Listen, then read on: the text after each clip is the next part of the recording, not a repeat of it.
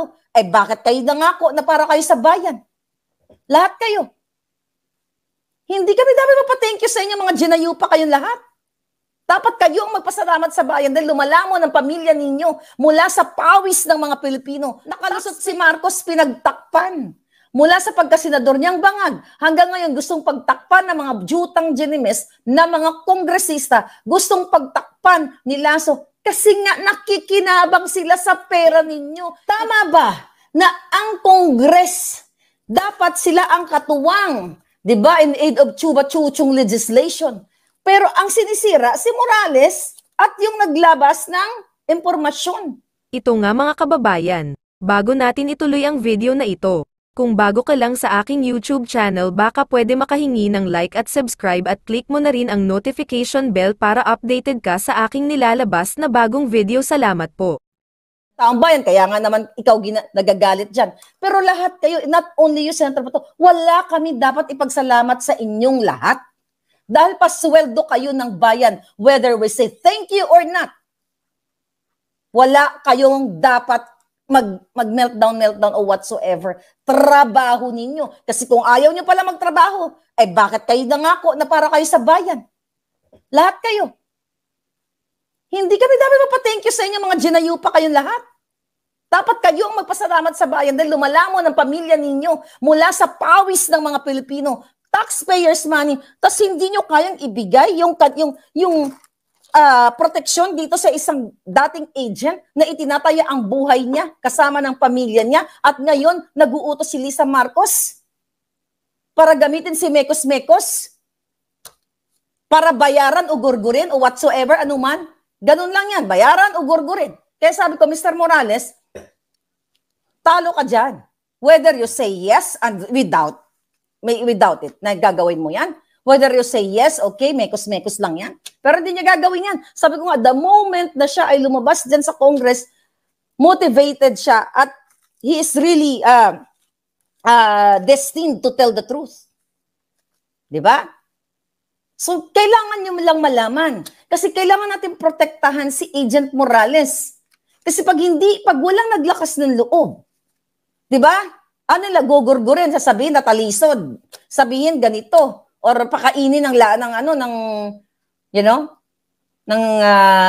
lazones, ng lazones, lanzones na may lazones, you know what I mean? Pwede nilang gawin yan, hawak nila lahat. Pero bakit, again, regarding dito sa kanyang witness protection program, dapat ang mag-initiate ng Department of Justice. Si Boying Remulla, buhay pa ba yung ginayupak na yon? Di ba isang bulati na lang din na hindi pumipirma doon? Sila dapat ang mag-initiate. Sila ang tagamasid sa mga pangangailangan ng tao. Wala kang ang kikilingan eh. Whether mahirap ka o mayaman, pero not in the Philippines. Nakalusot si Marcos, pinagtakpan. Mula sa pagkasenador niyang bangag, hanggang ngayon gustong pagtakpan ng mga jutang ginimes na mga kongresista, gustong pagtakpan ni Lasso. Kasi nga nakikinabang sila sa pera ninyo. It all boils down sa na-disburse na 80% disburse na yan. Nagkanya-kanya na silang bulsa. Kaya naman ngayon, talagang sinishield nila si Marcos Jr. na hindi malaman ng taong bayan na siya ay pulburoni. Kaya nga, di ba? Sobrang pagsisinungaling nila sa inyo. Balikan lang natin ito. Di ba, remember? Kailan ito? Nung, dito? Remember, April 4? Di ba, April 2 ko inilabas itong mga dokumento. Oh. Tapos, may padrama-drama ito. Si Lasso. Oh. Medyo malabo lang, okay? Yan. Anyway, nag-issue siya ng certification na sinasabi niya, this is to certify that the authority to operate the pre-operation report both dated March 11, 2012, which were circulated by Maharlika in her YouTube blog.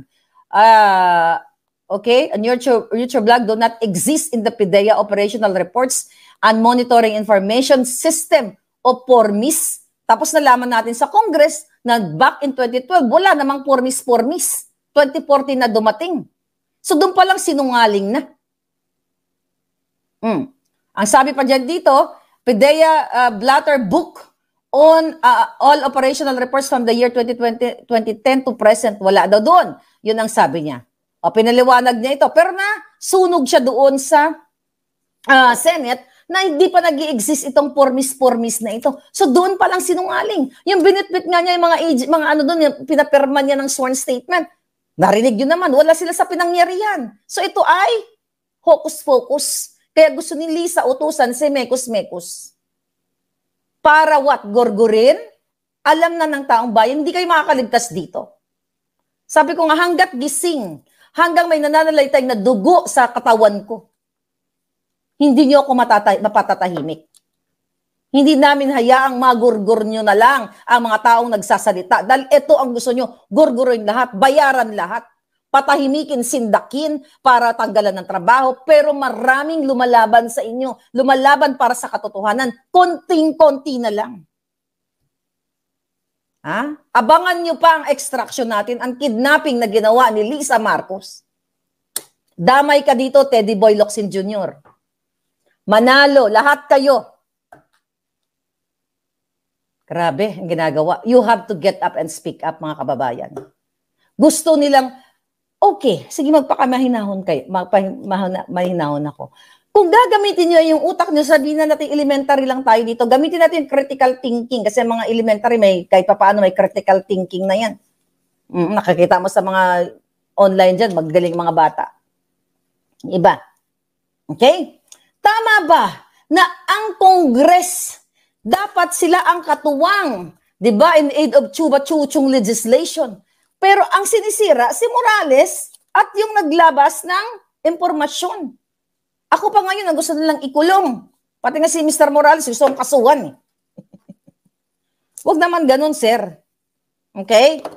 We are fighting for the truth, but whatever, I will face. Whatever. Okay? So ngayon, imbis na ang anuhin natin, ang pababain natin, yung demonyong bangag na presidente, ano ginagawa ng Congress nila Martin Romualdez? They spend your money, taxpayers' money, para maging spokesperson, maging tagapagsalita ni Morales, ni Lisa, na si Morales ay nandiyan para i-destabilize. Ano yun? Nahulaan na ni Morales? Ano siya, si Madam Oring? Buhay pa ba yun? Anyway, ano siya? Di ba? Siya ay manghuhula o whatever na, kailangan ako ang mag-operate nito kasi ito'y gagamitin ko pagdating ng 2012. Di ba? Ay, 2012, alam ko, sigurado ako, kasi sa 2022, mananalo si Marcos Jr. Ako ang magpipirma dyan, ako ang mag-operate niyan, bla bla bla bla. Then pagdating niyan, ako ay mag-witness sa Senado. Pwede ba yun? Ano ka? Nahulaan mo lahat ang pangyayari? Kita niyo yung gustong ibigay sa inyong impormasyon ng mga yawa na ito? Lalo na sa Congress. Sirain si Morales, imbis na sasabihin nila, tayo ay, kung ikaw ay, kunyari, ako yung matinong kongresista, kailangan malaman ng taong bayan kung meron ba tayong presidente na bangag or hindi. Let's give the president a chance para maipaliwanag niya yung sarili niya. Hindi ba dapat ganun? Kung ikaw ay para sa Pilipino, ako si Marlica, representative of Chuba-Chuchu, ako ay gusto kong malaman ng taong bayan, ng aking mga abyan, na ang presidente natin ay gusto natin maliwanagan ang lahat na siya ba talaga ay bangag na bangag or hindi.